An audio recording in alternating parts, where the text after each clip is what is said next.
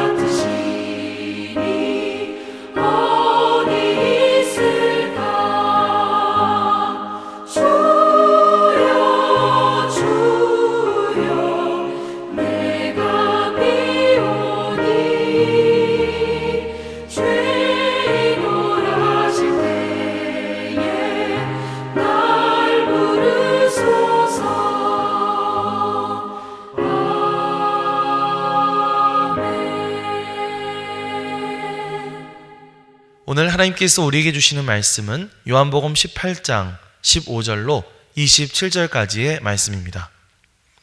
시몬 베드로와 또 다른 제자 한 사람이 예수를 따르니 이 제자는 대제사장과 아는 사람이라 예수와 함께 대제사장의 집 뜰에 들어가고 베드로는 문 밖에 서 있는지라 대제사장을 아는 그 다른 제자가 나가서 문 지키는 여자에게 말하여 베드로를 데리고 들어오니 문 지키는 여종이 베드로에게 말하되 너도 이 사람의 제자 중 하나가 아니냐 하니 그가 말하되 나는 아니라 하고 그때가 추운 고로 종과 아랫사람들이 불을 피우고 서서 쬐니 베드로도 함께 서서 쬐더라.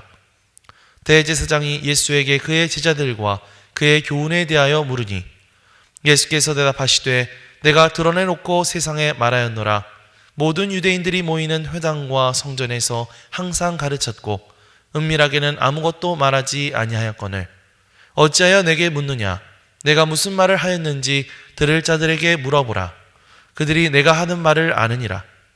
이 말씀을 하심에 곁에 있던 아랫사람 하나가 손으로 예수를 쳐 이르되 내가 대제사장에게 이같이 대답하느냐 하니 예수께서 대답하시되 내가 말을 잘못하였으면 그 잘못한 것을 증언하라.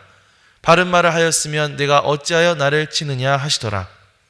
안나스가 예수를 결박한 그대로 대제사장 가야바에게 보내니라. 시몬 베드로가 서서 불을 쬐더니 사람들이 묻되 너도 그 제자 중 하나가 아니냐?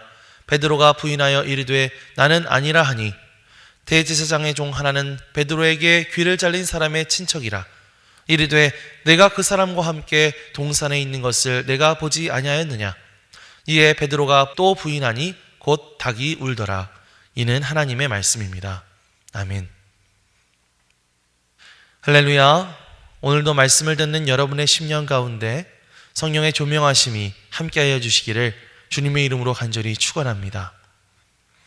오늘은 특별히 사순절이 시작되는 제2의 수요일 혹은 성회 수요일로 불리는 날이죠. 사순절은 예수님께서 부활하시기 전 주일을 제외한 40일 동안 예수님의 고난과 십자가의 길을 묵상하는 그런 기간입니다. 하지만 이 시간들은 단순히 예수님의 고난을 떠올리는 시간일 뿐만 아니라 한편으로 우리 자신을 돌아보고 우리의 신앙을 점검하는 그런 시간이기도 하죠. 나는 이 신앙을 잘 붙들고 있는가? 아니면 무너지고 있는가? 하나님을 향한 나의 사랑은 여전히 뜨거운가? 아니면 점점 식어가고 있는가? 이러한 것들을 점검하는 시간이라고 할 수가 있습니다. 그래서 사순절은 40일 동안 회개와 기도의 시간을 가지면서 내가 주님 앞에 어떤 모습으로 서 있는지를 진지하게 고민하는 절기라고 할 수가 있는 것이죠. 사순절이 시작되는 오늘 저녁 7시 30분에 시온성전에서 성회 수요일 기념 예배가 있습니다. 많이 참석하셔서 거룩한 마음으로 사순절을 시작할 수 있게 되시기를 바랍니다. 또 오늘 말씀을 통해서 우리의 신앙을 다시 한번 점검해보고 믿음으로 주님 앞에 나아갈 수 있는 저와 여러분들이 되시기를 주님의 이름으로 축원합니다.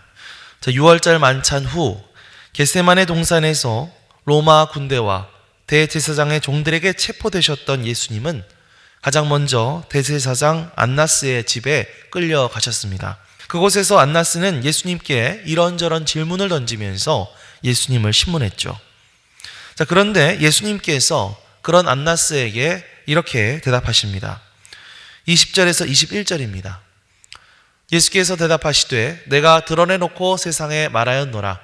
모든 유대인들이 모이는 회당과 성전에서 항상 가르쳤고 은밀하게는 아무것도 말하지 아니하였거늘 어찌하여 내게 묻느냐? 내가 무슨 말을 하였는지 들은 자들에게 물어보라. 그들이 내가 하던 말을 아느니라. 예수님이 하시는 말씀을 쉽게 말하면 이것이죠. 나는 언제나 공개적으로 진리를 말하고 숨기지 않았다. 나는 항상 정직하고 담대하게 말했다. 라고 하는 그런 말씀입니다. 비록 대제사장 앞이었지만 예수님은 조금도 주눅들지 아니하시고 당당하게 선포하시는 것을 볼 수가 있죠. 이렇게 당당하게 당신의 행적과 하신 말씀에 대해서 선포하셨던 예수님. 그에 비해서 우리의 모습은 과연 어떻습니까? 사실 생각해보면 우리는 우리가 살아가는 이 삶의 자리에서 나의 신앙을 드러내는 일에 예수님처럼 당당하지 못할 때가 참 많은 것 같습니다. 직장에서나 혹은 일터에서 또 이웃이나 동료들을 만나는 그런 자리들에서 우리는 내가 예수님을 믿는다는 사실을 숨기고 싶어 할 때가 많지는 않은지요. 예수님께서 당당하셨던 이유는 무엇입니까? 그것은 자신이 누구인지를 주님은 분명히 알고 계셨기 때문입니다. 예수님은 나는 하나님의 아들이며 나는 이 땅에 진리를 전하고 하나님 나라를 전하러 왔다라고 하는 분명한 자기 인식이 있으셨죠. 그렇기 때문에 예수님은 어떠한 위협 속에서도 흔들리지 않으셨던 것입니다. 하지만 우리가 살아가면서 나는 그리스도인이다 라고 하는 분명한 자기인식을 갖고 당당히 그것을 말하는 것은 참 쉽지 않을 때가 많습니다. 회사에서 뭔가 신앙에 대한 이야기를 하면 이상해 보일까봐 걱정이 되기도 하고, 또 친구들에게 말했다가는 괜히 내가 굉장히 종교적인 사람이라고 생각할까봐 그게 걱정되기도 하고, 또 요즘 특히 기독교가 세상으로부터 비판을 많이 받다 보니까 괜히 교회 다닌다고 하면 비난받을까봐 이런저런 이유로 우리는 우리가 믿는 것에 대해서 당당하지 못하게 행동할 때가 많은 것 같아요. 하지만 예수님께서는 이렇게 말씀하셨죠. 마태복음 10장 말씀을 보면 누구든지 사람 앞에서 나를 시인하면 나도 하늘에 계신 내 아버지 앞에서 그를 시인할 것이요. 누구든지 사람 앞에서 나를 부인하면 나도 하늘에 계신 내 아버지 앞에서 그를 부인하리라 말씀하셨습니다. 예수님은 우리에게 우리가 믿는 신앙을 당당히 고백할 수 있어야 된다라고 말씀하시는 것이죠.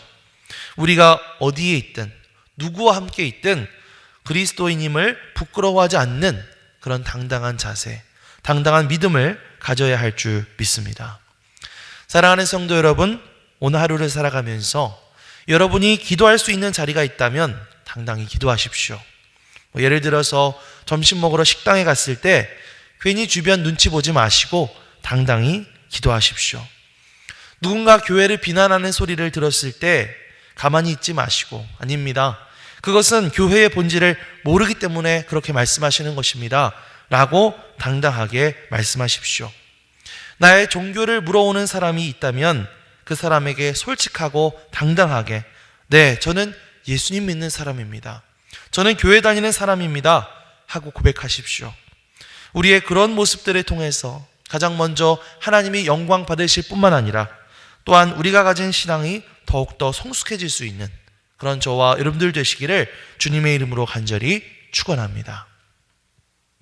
자, 그렇게 예수님께서 대제사장의 집에서 신문을 당하시는 동안 베드로는 멀찍이 따라갔습니다. 15절 말씀을 보면 베드로와 또 다른 제자 한 사람이 같이 예수님을 따라갔다라고 말하고 있는데요, 아마 그 사람은 대제사장과 친분이 있어서 예수님과 함께 그 집들에 들어가게 되었다, 이렇게 말하고 있습니다. 성경학자들은 그 사람이 바로 사도 요한이 아니겠느냐 추측하기도 하는데요, 왜냐하면 요한복음에서는 사도 요한이 본인의 이름을 잘 밝히지 않고 있기 때문입니다. 어쨌든 그 사람이 대제사장의 집에 먼저 들어가고 그 사람 덕분에 베드로도 이 대제사장의 집들에 들어갈 기회를 얻게 되었죠. 자, 그런데 그 집에 들어가고 그 집들에서 불을 쬐는 가운데 베드로는 주변 사람들로부터 질문을 받게 됩니다. 그 질문은 뭐였냐면 바로 너도 그 사람, 그 예수님의 제자 중에 한 사람이 아니냐라고 하는 질문이었죠. 자, 베드로는 뭐라고 대답했을까요? 먼저 17절입니다. 문 지키는 여종이 베드로에게 말하되 너도 이 사람의 제자 중 하나가 아니냐 하니 그가 말하되 나는 아니라 하고, 또 25절입니다. 시몬 베드로가 서서 불을 쬐더니 사람들이 묻되 너도 그 제자 중 하나가 아니냐? 베드로가 부인하여 이르되 나는 아니라 하니. 자, 사람들이 베드로에게 아니 너도 그 사람의 제자 중 하나 아니냐? 이렇게 물어봤을 때 베드로는 어떻게 대답했어요? 두 번이다 나는 아니다 하면서 부인했다는 것이죠. 사실 베드로는 아까 예수님을 체포하러 왔던 사람들을 향해서 칼을 휘두를 정도로 정말 용맹한 모습을 보였었습니다. 예수님 앞에서 주님, 제가 주님을 위해서 목숨까지 버리겠습니다, 이렇게 큰 소리 쳤던 인물이 바로 베드로였죠. 자, 그런데 지금은 어떻습니까? 혹시 너 그 사람의 제자 중 한 사람 아니야? 라고 하는 질문에 아니라고, 나는 그 사람의 제자 아니라고 지금 손사래를 치고 있는 것입니다. 그런데 하필이면 바로 그 자리에 아까 베드로가 칼을 휘둘러서 귀를 잘랐던 그 대제사장의 종, 그 말고라는 사람의 친척이 딱 거기 있었던 거예요. 근데 그 사람이 말하는 겁니다. 야, 네가 그 예수라는 사람과 그 겟세마네 동산에 있던 거 내가 다 봤어. 하필 딱 걸려버린 것이죠. 자, 그때 베드로가 또 어떻게 합니까? 또 부인합니다. 나는 아니라고 하면서 부인하는데, 그 장면에 대해서 마태복음 26장 74절 말씀을 보면 이렇게 말합니다. 그가 저주하며 맹세하여 이르되 나는 그 사람을 알지 못하노라. 베드로가 어떻게 해요? 심지어 저주하면서, 그러면서 맹세하면서 나는 그 사람 진짜 모른다 하면서 아주 화를 내면서 부인을 하는 모습을 볼 수가 있죠. 그때 어떤 일이 일어납니까? 닭이 울었다. 이에 베드로가 또 부인하니 곧 닭이 울더라. 그때 베드로가 문득 예수님의 말씀을 떠올리는 거예요. 13장 38절 말씀을 보면 예수께서 대답하시되 내가 나를 위하여 내 목숨을 버리겠느냐? 내가 진실로 진실로 내게 이르노니 닭 울기 전에 내가 3번 나를 부인하리라. 자, 예수님의 하셨던 이 말씀이 진짜로 이루어지게 된 것이죠. 자, 베드로의 마음이 어땠을까요? 베드로는 그 길로 뛰쳐나가서 통곡하며 회개하게 됩니다. 우리는 이러한 베드로의 모습을 보면서 한 가지 중요한 교훈을 하나 얻게 되죠. 우리도 베드로처럼 우리의 믿음을 지키는 일에 흔들릴 수 있다고 하는 사실입니다. 우리는 우리가 스스로 생각하는 것보다 더 연약한 존재이기 때문에 늘 조심해야 한다는 것이죠. 물론 여러분들 가운데는 나는 지금까지 한 번도 예수님을 부끄러워한 적 없어 하면서 자신 있게 말씀하시는 분도 계실 것입니다. 하지만 신앙의 위기들이 닥쳐오게 될 때 우리는 생각했던 것보다 더 쉽게 무너질 수도 있다라고 하는 것이죠. 예배를 드려야 되는데 피곤해서 미루었던 순간들, 세상과 타협해야 하는 상황에서 믿음을 지키지 못했던 순간들, 내 신앙을 부끄러워하면서 침묵했던 순간들, 그러한 순간들이 바로 우리의 연약함이 드러나는 순간이죠.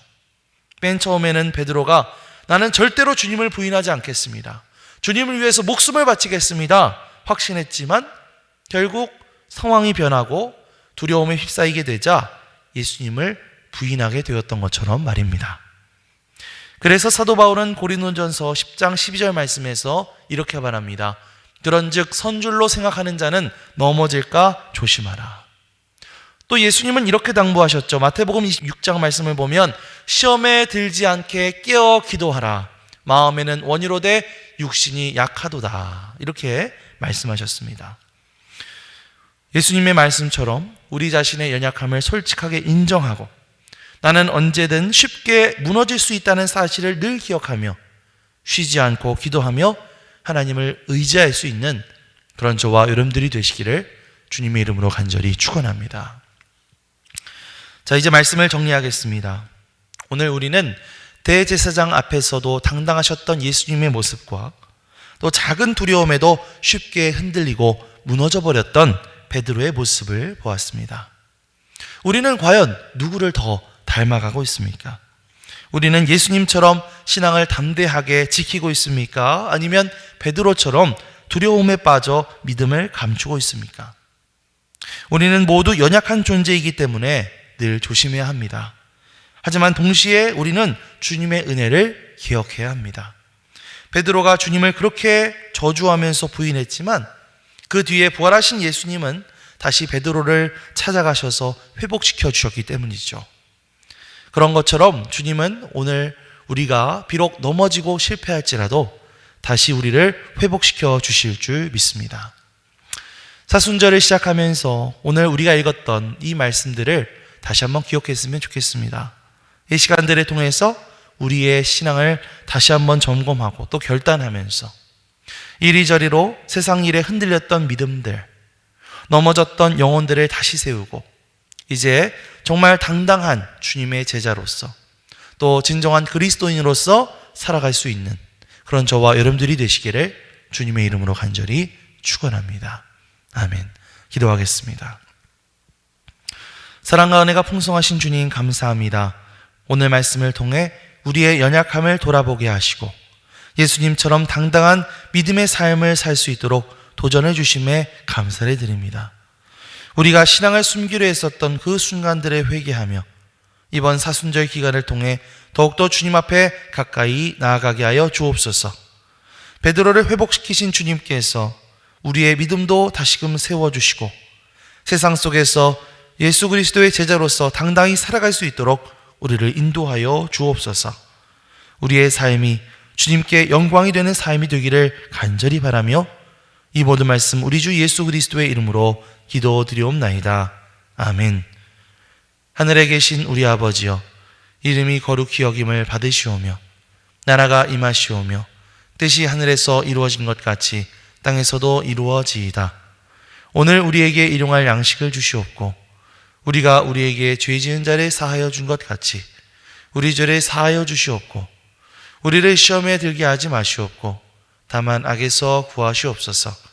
나라와 권세와 영광이 아버지께 영원히 있사옵나이다. 아멘.